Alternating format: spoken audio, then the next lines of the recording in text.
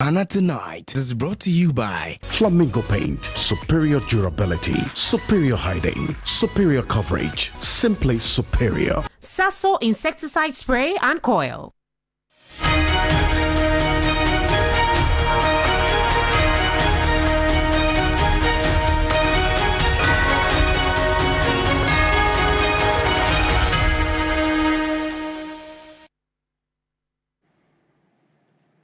It's a rainy night. Good evening. Welcome. This is Ghana Tonight. We're live from a news hub at Adesawe Kanda, also live on TV3 Ghana on Facebook and on DSTV channel 279.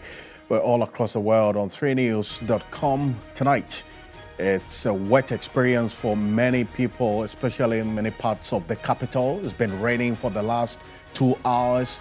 We'll tell you exactly how things will play out throughout the night. But tonight, National Democratic Congress clears Baba Jamal to contest March 3 by-election in the Ewaso East constituency. It says that its laws do not provide for annulment of primaries. But we have details including reactions for you. Stay with us. Also, Ghana stuck at 43 as the 2025 Corruption Perception Index ranks the country 76th out of the over 100. We assess the state of anti-corruption efforts. Stay with us tonight.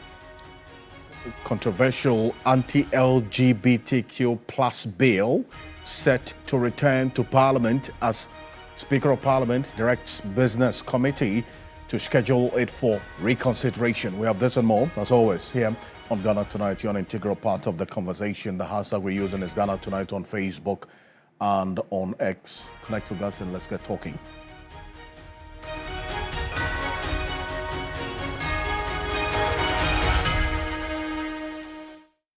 Let's settle for Ghana Briefs.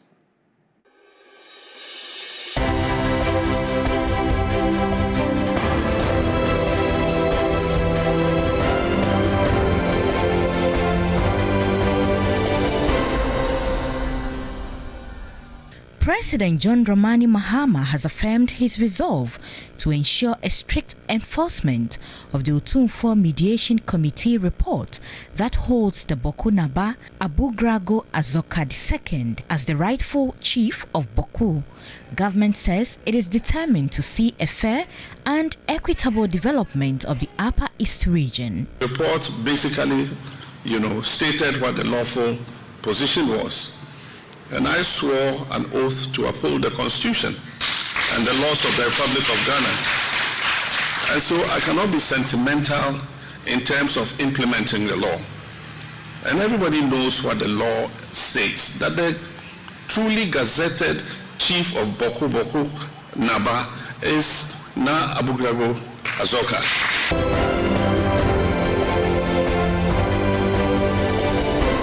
Ghana has once again scored 43 out of 100 on the Corruption Perceptions Index, ranking 76th out of 182 countries assessed worldwide in Transparency International's 2025 report.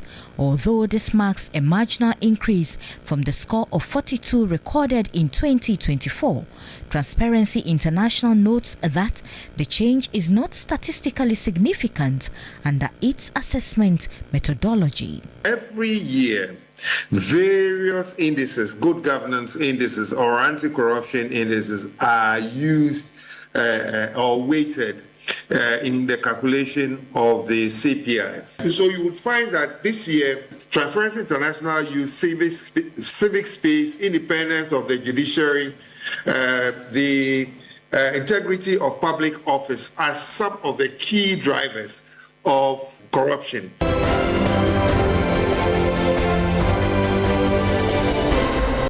Initial construction works on an intended commercial recreational center beneath the Spintex East Legon overpass has been demolished following an order from the Greater Accra Regional Minister, Linda Oklu.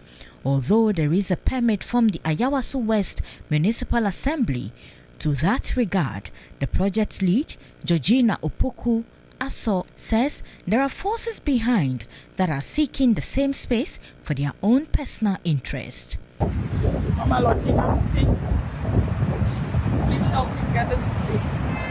I'm going to work, and I'm not going to work alone. I'm going to work with the youth, and it's going to help us all.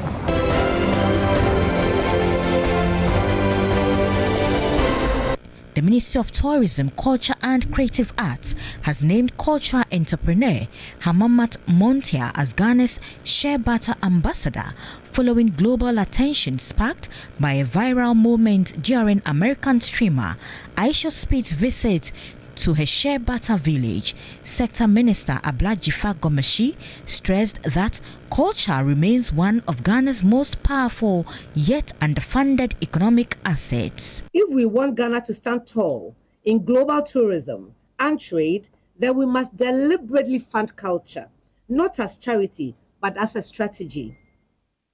Every city invested in culture multiplies across tourism, fashion, film, gastronomy, agriculture, and jobs for our youth.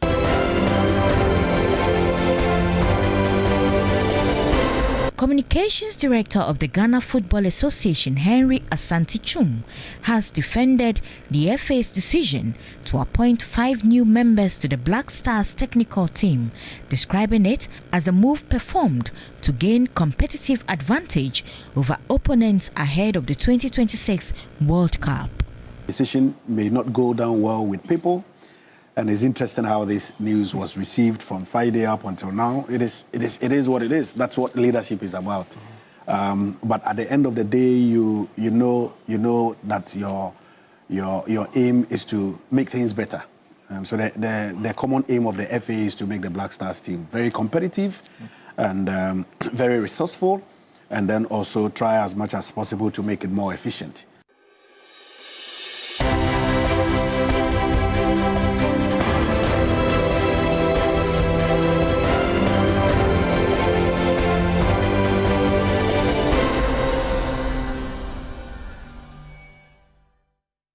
Well, there's more news on 3news.com. Make some time and visit 3news.com. This is Ghana Tonight. We're live on 3FM 92.7, also on TV3 Ghana on Facebook and on DSTV channel 279.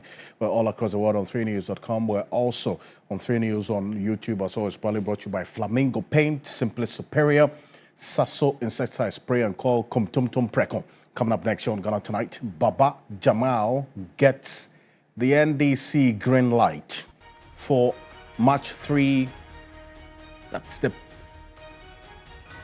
polls as party rules out annulment of the primary. Stay with us. We've got details for you, some reactions as well. And we do know that apart from what happened earlier today with this committee that was set up by the party to investigate exactly what happened, and then also they submitted their report today, Baba Jamal was at the office of the special prosecutor.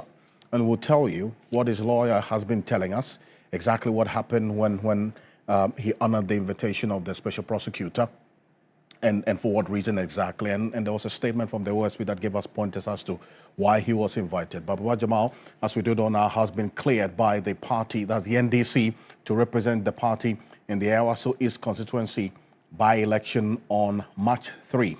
Now, the General Secretary of the party, Fifi Fiavikwete, told journalists that the results could have been annulled because the party really, even though there was that consideration, there was no provision to that effect.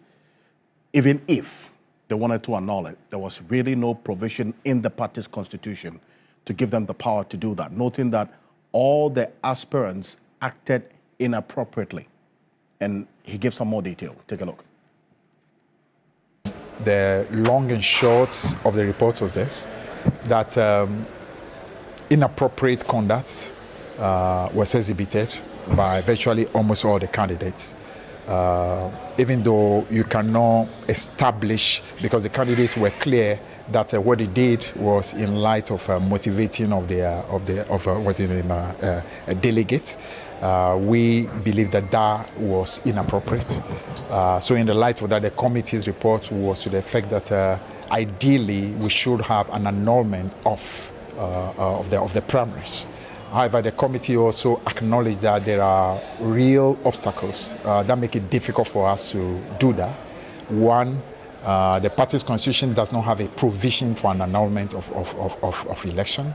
Two, we are time bound because we need to be presenting a candidate by tomorrow. So yes, there was that real consideration for an annulment, but then again, those two issues that he outlined was the one that they had to consider, and reason why they couldn't go on the path of annulling the results. If you recall, this was a proposal and a demand by the majority caucus in Parliament. Well, the party constitution makes no provision for this, and then also they are time bound. Well, he also says the committee has recommended that the president sanctions other government appointees who contested the primary. Take a look. The party also wants to signal that we take into consideration the step taken by the president, and the president acted purely on the back of what happened on Saturday, allegation that he had. He asked for Baba Jamal, who was High Commissioner in Nigeria, to be recalled. We think that was actually appropriate by the president. We also want to urge the president that apart from Baba Jamal, I think two other of the candidates also are in positions of appointment. I think they are on various boards, and similar measures to be taken as well to just show that we as a party feel that anyone who was involved in this inappropriate conduct have to be punished once they are appointed by the government. Let's still stay a bit further with Fifi Kwete, the General Secretary of the NDC. He says that the committee will be expanded, in fact, to deal with these matters of vote buying, vote selling, inducement holistically, with inappropriate conduct during elections, especially internal party elections. Take a look. We are going to do a comprehensive review of the whole processes that leads to our elections in our internal elections are concerned. So we are expanding the committee that was appointed. We are adding 4 more members to that committee to make a 7-member committee. And that 7-member committee will extensively come up with recommendations as to how we can once and for all deal with this, should I call it, canker, which has to do with anything that amounts to inappropriate conduct as far as elections are concerned. Well, let's hear from a member of the committee, Alhaji Nusaf Hussaini. We're going to bring that to you in a bit. But soon after the declaration, Baba Jamal himself also addressed his supporters at the party, that's his campaign office in the constituency, telling the supporters to meet him tomorrow in a bit more detail. We'll tell you a few highlights in this report as we have some key recommendations from the committee going forward. Take a look. I thank you all very much. Today, the National Functional Executive Committee has finally cleared me to go and file my papers tomorrow morning.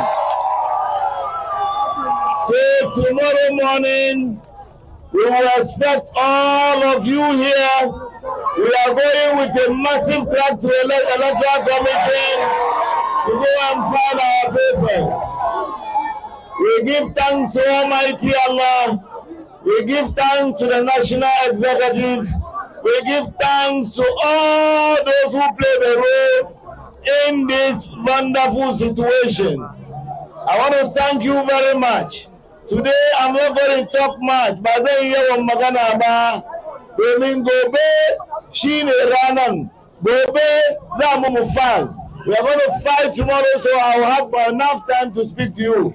So I only want to say thank you very much. May Allah bless you all. Ayezu, Ayeza, Ayezu, Ayeza, Ayezuza, Ayezazu, Uyemizu, Uyemiza, Uyemizazu, Uyemizuza, Uyemiza. That's the jubilant mood that you see Baba Jamal and his supporters there. But let's get into a bit more of the recommendations of this committee, because it brings in a number of things. And shortly, Rashid Tanko Computer is the Deputy Director of IT and Elections for the NDC. The CEO of GIFEC is going to be joining us on Zoom. Also, Dr. Jonathan Asantiotre, he is a senior lecturer, University of Cape Coast, political analyst, also going to be joining us in a bit.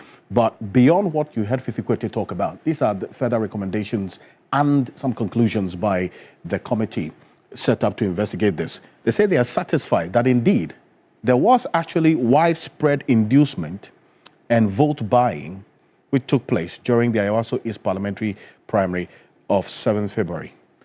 That these practices were not confined to a single campaign.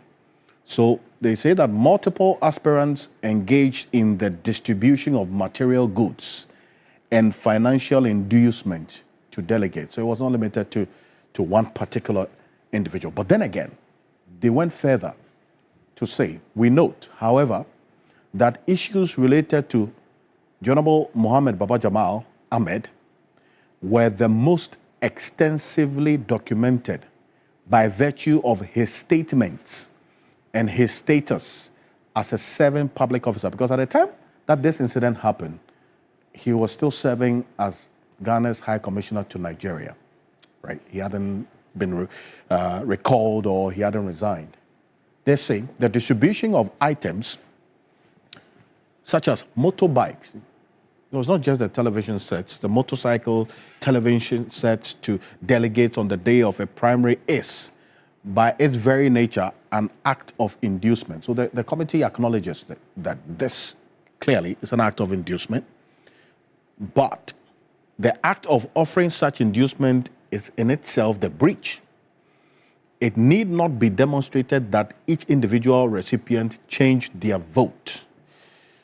So the argument of whether this influenced vote or not to the committee is neither here nor there. The committee is of the view that the integrity of the process could best be protected by nullifying the results of the Ayawaso East constituency.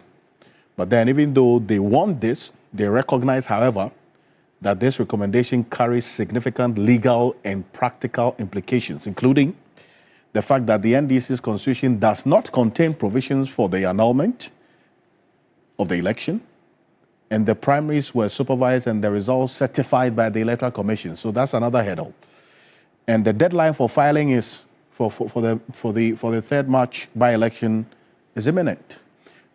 Rashid Tanko Computer, good evening. Thank you for joining us. Good evening, Alfred. And let me say good evening to your cherished viewers across the globe. It was pretty clear that the party was caught between a rock and a hard place, is it not? With this sort of a compromise decision that you've had to reach in this matter. Well, let me thank the committee led by Venerable Kofi Totibi Kwachi. They've done a great job. I mean, and I also take the opportunity to thank the Functional Executive Committee led by our National Chairman and General Secretary. I mean, we examined it, look at their report clearly, and the General Secretary, in fact, articulated the position of the party very clear after the FEC meeting to the media. And it's very clear. I mean, ideally, like the report indicated, ideally, they've seen that there was impropriety on the part of the candidates who participated in the primaries. But our party constitution doesn't have a provision for nullification of results when matters of that nature comes in, as well as the regulations that governs our elections. So that is why, in the wisdom of the party, we said, well, we need to add additional members to the committee and give them more time to go into the matter.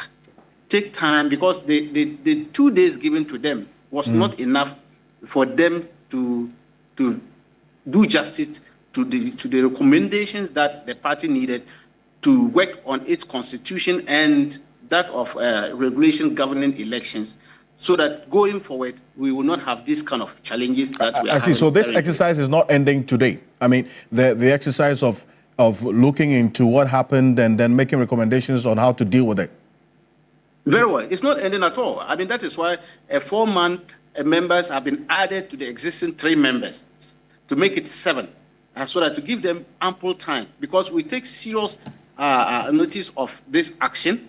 We are social democrats, and we want to continue to give level playing grounds for every member of the party, so that if you want to take up leadership position in the party, money should not be an issue. It shouldn't be a barrier for people to exercise if they want to take up leadership roles in the party. But help me understand this. Even though there's this lacuna in your party constitution or this gap, that yes, there's no specific provision that criminalizes or makes it wrong in the act of inducement. The party in this committee established that indeed some inducement took place. You established that it was indeed wrong. But then again, because there is this gap and there is no provision in the Constitution, are these people going to walk free, or there's some other sanctions that you're thinking about applying to serve as a deterrent to others? Well, already, that is why the General Secretary, when he was addressing the media, thanked His Excellency the President for having already taken action on one of his appointees. And the General Secretary, in fact, articulated the views of FEC that other government appointees who also took part in the election should also suffer the same fate. So that this will be a deterrent to other persons who might, in the near future, will want to dabble in similar issues. That is an issue the party has taken serious notice of. And I can tell you, clearly, that is why we want to expand the membership and give them more time to come out with recommendations that can help us to get our party constitution and regulations to guide us through these processes as we are going to do our reorganization. We started our reorganization today, where members can go and take party membership card from their branches, those who want to join the NDC now. This is the starting point of our reorganization today, 10th, and to continue up and end at 19th December 2026. So going forward, we want the committee to come out with recommendations so that it will help us when we start our constituency election, branch constituency, regional and national. These issues of impropriety will not rear its ugly heads in our reorganization processes that will lead us to electing parliamentary candidate and presidential candidate before we get to 2028. This whole talk about the annulment of the results started with the majority caucus in Parliament issuing a statement, in their view, recommending the annulment because of what had happened. And then the party, you went on to indicate you will set up a committee. So if there was no provision in the Constitution for this, then why the exercise of setting up a committee to even investigate this? To what end? Well, that is why we are saying that it's within the party National Executive Committee function being exercised by the Functional Executive Committee to go into matters of this nature, and make recommendation to help shape our political landscape, especially in the party, the NDC. And we realize that this is becoming a widespread practice, especially our opponent, the MPP. They have institutionalized this practice in their party. So they don't see anything wrong with that in their party. For them, it's like it's part and parcel of them. The NDC is not noted for that. So if things like that is coming up, and the party cannot just fold its arms and sit aloof and say, oh, okay, in any case, we don't have something like that. But let's go into the matter. And that is why I say we need to thank the NDC. Ghanaians must thank the NDC for coming out to accept the reality and saying that, look, because of the difficulty, because you cannot use wrong to solve another wrong. Okay, this issue borders on legality, and the party is governed by its party, its constitution and regulations. And then so if you want to take an action, it must be grounded within the party constitution. And that is why they were very clear in their matter, but said, yes, impropriety happened, because that action was not something the NDC expected from its members. It does happen, but because of the exigency of the situation we find ourselves now, we will allow the winner who was duly declared by the Electoral Commission. Okay, if the Electoral Commission has seen a problem with the election process, I'm sure they have powers to annul elections. If they see that the election was not conducted according to the way they conduct parliamentary election for political parties, right? They could have gone ahead to do the nullification, but they didn't see anything wrong that. They certified the elections and went ahead.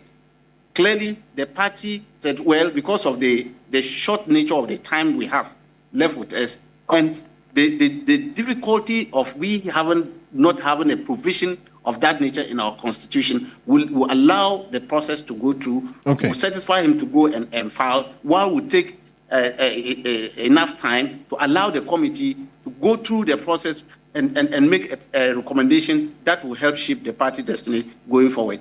Right, and can you say with me, Dr. Jonathan Asantiocho is connected with us. Doc, now this is both a legal and political situation, and so they reference the party's constitution, which had no provision for what the committee says this is really what our first option was, to annul the results, but we looked at all the realities. The constitution doesn't even have that provision, so it was not an option. Two, the fact that they didn't have time.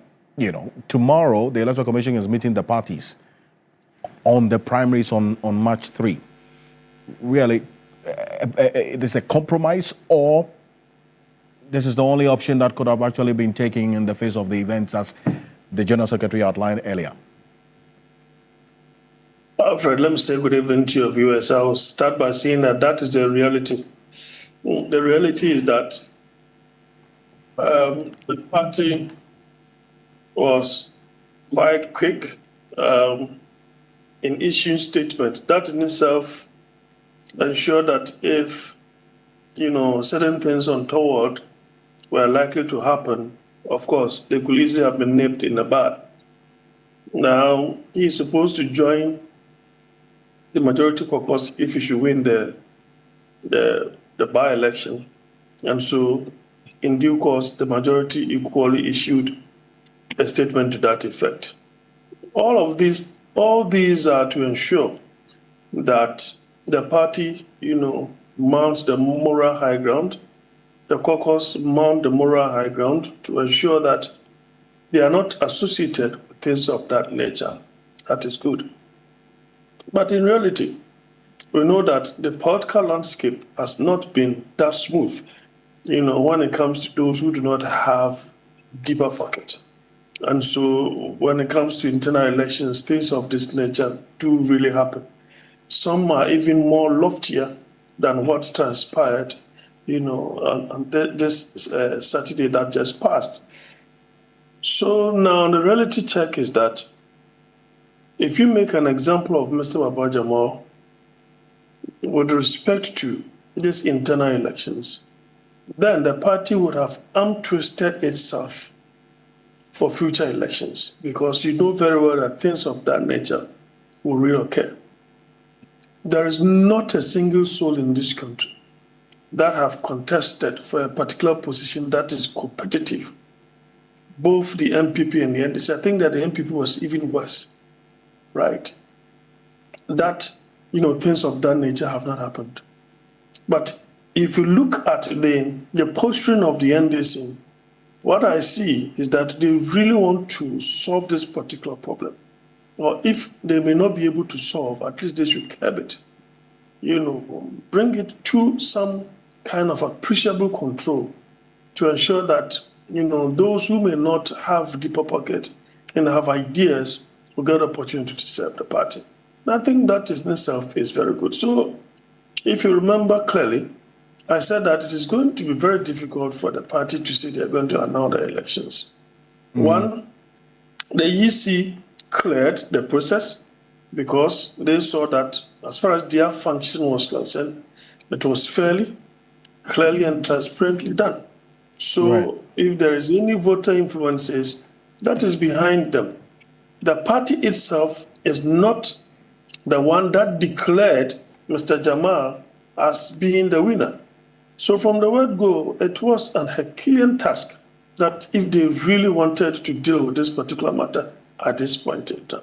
That is also not to suggest that Mr. Baba Jamal and all his compeers did not, that does not suggest that they did what was right. Not at all. What they did, that brazen display of things that were gifted these delegates, do not in any way suggest a democracy that is a sustainable one. And so obviously it ought to be condemned. Now, there's a point you made, Dr. Santiochi, and I just want to quickly put to Rashid Tanko Computer. I referenced that briefly earlier. This position that the majority in Parliament put in that statement, and asking for an annulment and so on. You say that that is what maybe influenced the party to take that rash decision of setting up a committee and so on. Is it what that you would concede, Rashid Tanko Computer, that the party may have just rushed into taking this decision because of all the demands, especially coming from the majority? Certainly no, Alfred. If you look at the setting up of the committee, it preceded the majority statement. The committee was set, and you see that if you look at the committee initial, the three-man committee included the majority leader. Okay, it was after the committee was announced and the statement issued to that effect. Then later on, the majority also issued their statement later in the day, and then you also followed through that the majority leader had to recuse himself from the committee because he later on signed that the majority lead this statement, and then so natural justice demanded that he needed to step aside. He recused himself from it, so it couldn't have been the majority statement that pushed the party to come on. But taking into consideration that the position that the majority took on this matter, assuming without admitting, just for the benefit of this analysis, that Baba Jamal wins this primaries, how do you, that's the by-election on March 3, how would you as a party also help to ensure that, taking into that's the working relations between Baba Jamal and the majority who took this position about him and about what happened during these primaries? Alfred, interestingly, the majority leader and even the front bench of the majority group in Parliament are also members of Functional Executive Committee. And so the decision today arrived at included the majority. And because they are also members of the Functional Executive Committee. So it didn't exclude them. So they are part of it. Right. But Dr. Santiochi, let me bring you at this point. On this same question, I really, you were muted at some point. Let me listen to you on this, about the position the majority took, and then also this decision that has been outlined now. And if Baba Jamal wins March 3, then what happens with their relationship in Parliament? Dr. Santiochi. Thank you. So I'm of the view that as far as they are politicians, they can easily iron out their differences, because the example that I juxtaposed to the question was the fact that the 31st, presidential primaries of the MPP, was quite acrimonious until the very day that they had to cast their ballot, to the point that they even had to sign, a peace pact, which is very unprecedented. At the end of the day, these aspirants came together and said that they were going to support the winner. So such a single individual, going to join the majority caucus for that matter, that in itself wouldn't be much of a difficulty. Okay. These are politicians. They belong to the same, fraternity, and I think that they can easily deal with their issues internally. Jonathan Asachoche, Dr. Jonathan Asachoche, thank you for joining us here on Ghana Tonight. Senior Lecturer and University of Cape Coast, Rashid Tanko Computer, thank you. Appreciate you. Thank you for joining us here on Ghana Tonight. The Deputy Director of IT and Elections for the NDC, CEO of GIFEC. But earlier today, Baba Jamal also had to honor the invitation of the Special Prosecutor's Office regarding an incident that happened on the same day. An officer of the Special Prosecutor was detailed to Baba Jamal, and serve him with a notice because of these allegations of inducement, vote buying, vote selling. But he has been granted a self-recognizance bail after being charged with abetment of assault, obstruction, and corruption-related activities. So this is, according to his lawyer, that's Victor Kojuga Dawudu. He spoke to my colleague earlier today regarding what happened today. Take a look. My client, I think on the election day, around 3:25, he received a letter from the OSP inviting him to come and answer some issues on corruption and corruption-related issues in the election. So once he had the letter, the person brought it to him, and he was looking at it, reading it. So I believe one of his security aides and others realized that the gentleman was secretly recording what they were saying, what was. So I think one of them called him to delete what was. And the people were incensed because we were coming to just deliver a letter and you are now recording the person without his consent. So I think that is what also when they brought the letter, we went and they said they were investigating us for abetment, for assault on a duly authorized person from the OSP, to they said obstruction or from performing his duties under the OSP Act, and 3, corruption and corruption-related issues. These are charges leveled that they are investigating for. He has denied that he never assaulted the gentleman. He rather called in the police, the command from Nima, to come and protect him from the angry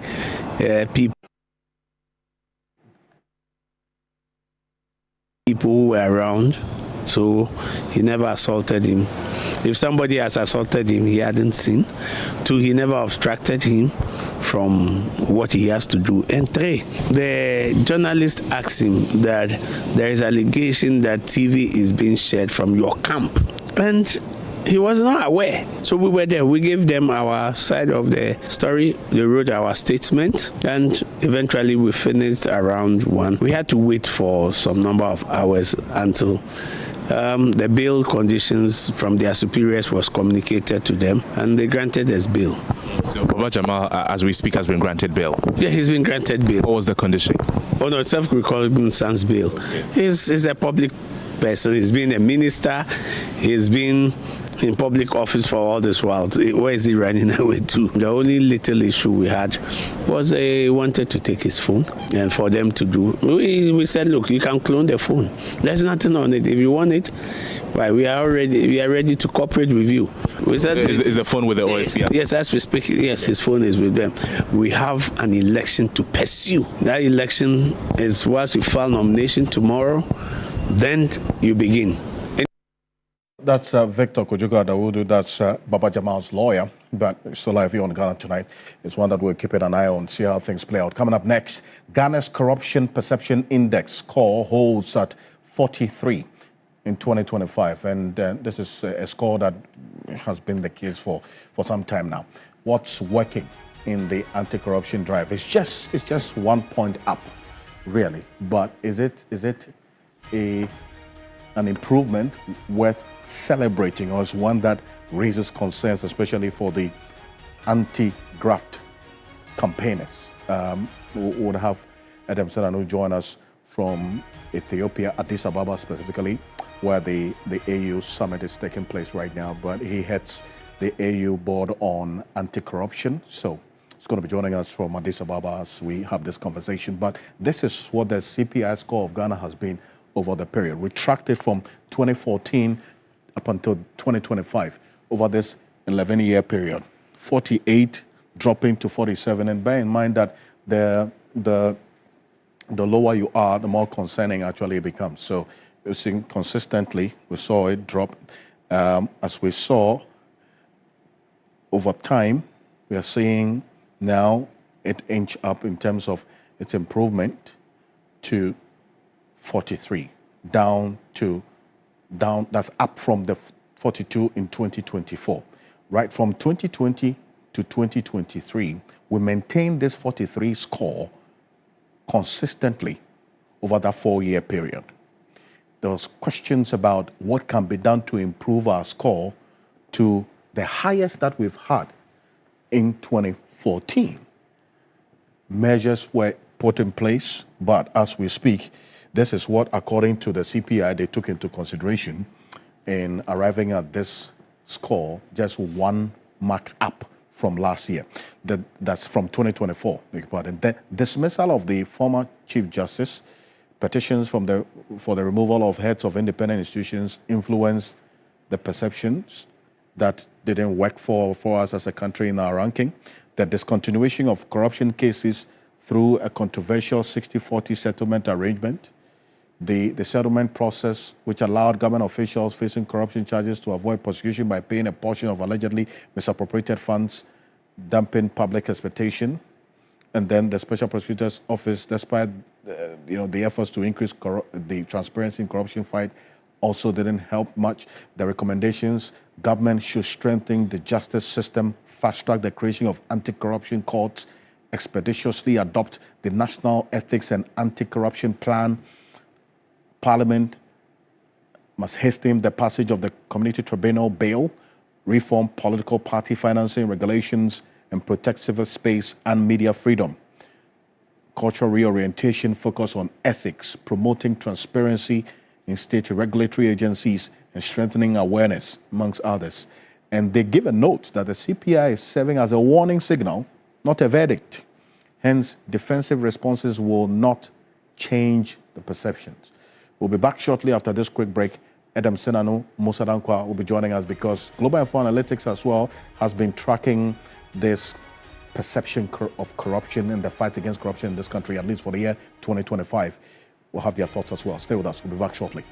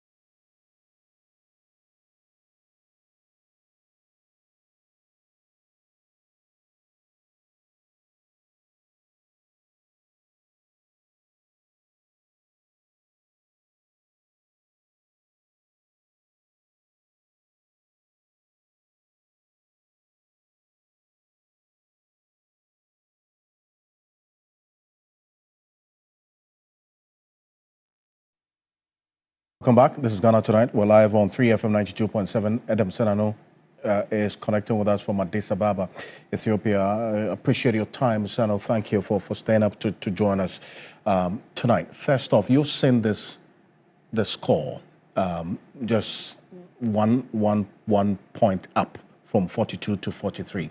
Is it, from your view and your understanding of how the CPI works, an improvement that is worth recognizing and celebrating, or it's a marginal one that really doesn't reflect much of an improvement in terms of the impact that these measures that the government talks about have been put in place over the last 12 calendar months, 2025? Yes, the experts will tell you at one point it shouldn't be something that we should beat our chests about, except to say we are better off with the 1 point up than staying at 42 or going lower, because the current data shows that the global average is actually 42. So going up one means that very marginally above what the global average is. We need to do much better.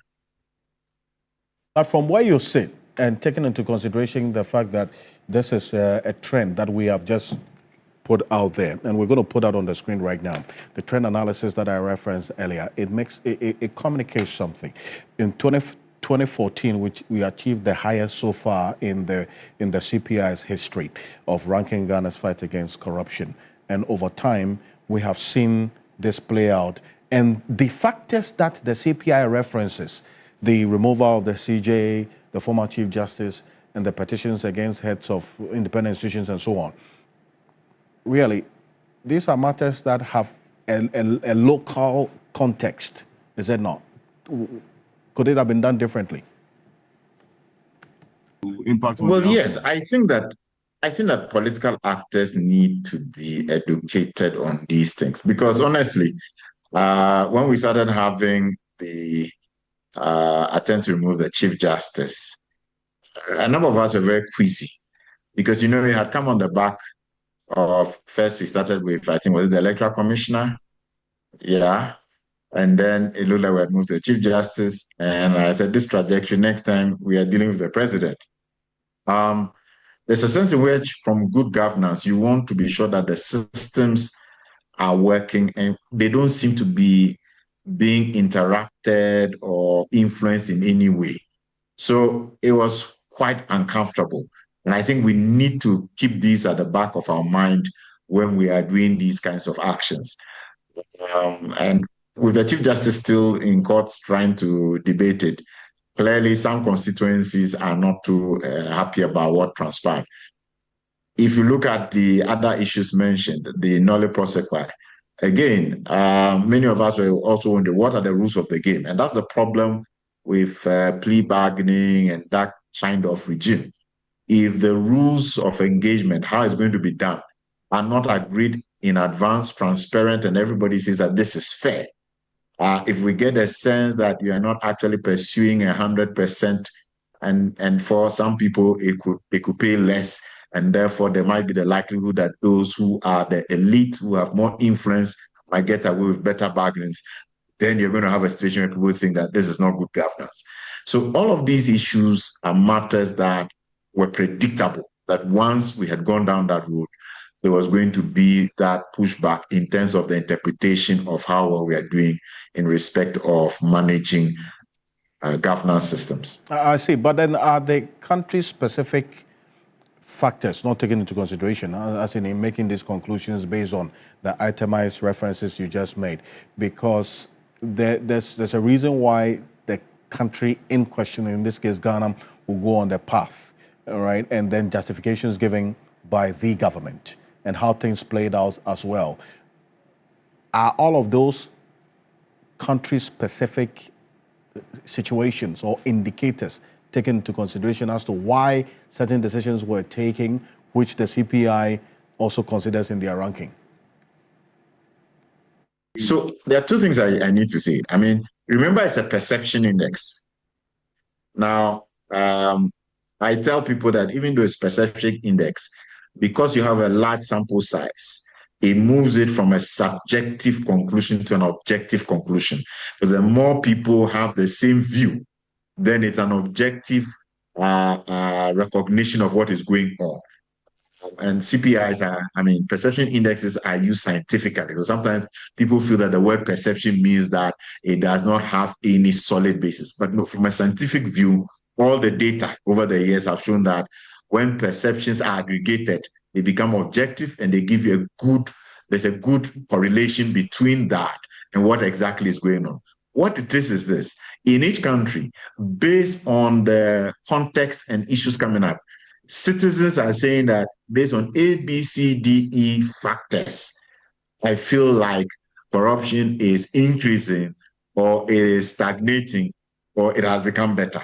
And so those context-specific factors are what are being highlighted. In Ghana, the conclusion being given, when people were asked, why are you scoring the situation in Ghana 5 out of 10 instead of 7 out of 10?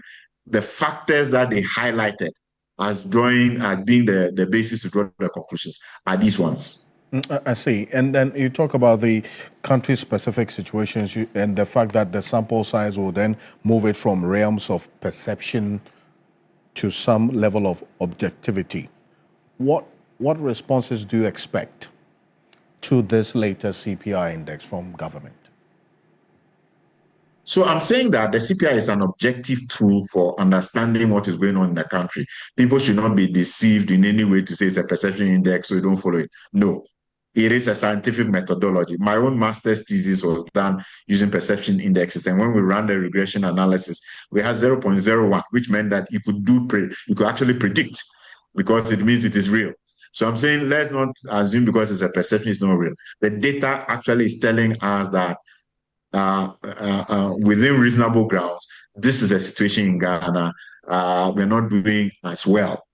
And then the reasons are what have been highlighted, that certain actions that have been taken lead people to conclude that there are certain but I was talking influence. about the specific measures, in your view, that have to be put in place in terms of response mechanism to improve on our score in the coming years, or this year for that matter, because this score is for 2025. Well, I think that we have been putting together, and I believe today there's an engagement at the presidency on rolling out the National Ethics and Anti-Corruption Action Plan. We need a more solid base in terms of the behaviors we are seeing. And ethics and integrity seems to have been thrown through the window. Coming back to that is important. So government should quickly roll out the National Ethics and Anti-Corruption Action Plan. Beyond that, we also need to pass the Conduct of Public Officers Bill. Quite a number of these cases that have come up, clearly public officers have ignored the rules, the laws that mandate them not to pass certain documentation on or to approve certain, contracts. And it is because there is no clear sanction regime at the moment. Let's pass the Conduct of Public Officers Bill urgently, so that the kind of things that we saw in the SML and whatnot cannot happen. Officers who so approve and pass on without public procurement authorization, parliamentary authorization, should be sanctioned heavily through the law. And that way, people don't believe that they can get away with impunity. Again, looking at the whole issue of specialized anti-corruption courts. I know we've talked about one anti-corruption court, the Chief Justice talking about it to deal with the cases that arise from the Auditor General, so and so forth. I think we need to do much more than that. And perhaps we should send a fact-finding team to Kenya, where they have as many as 12 or 13 specialized anti-corruption courts, so that we can speedily deal with these cases, put them out there in the public domain, and everybody will realize that, wow, it's now very dangerous to get into this space and think we can get away with fraud, etc. Right. So those are some of the key things I think we should do, including looking at the whole issue of political party financing and what we can do differently in that space. Adam Sedano, thank you for joining us, the chairperson of the African Union Advisory Board against corruption, joining us from Addis Ababa, where the AU summit is taking place.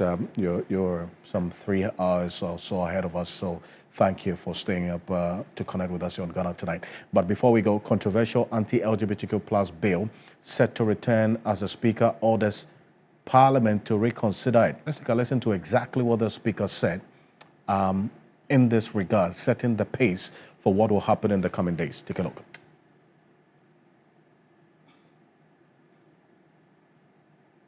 One, the reintroduced bill maintains its underlying principles and core objectives.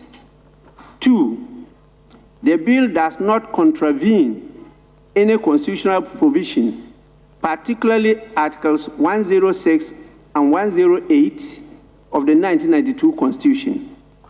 Three, the bill does not contain any provision that seeks to impose taxation or charge on the Consolidated Fund or other public funds of Ghana, or impose payment, issue, or withdrawal from the Consolidated Fund.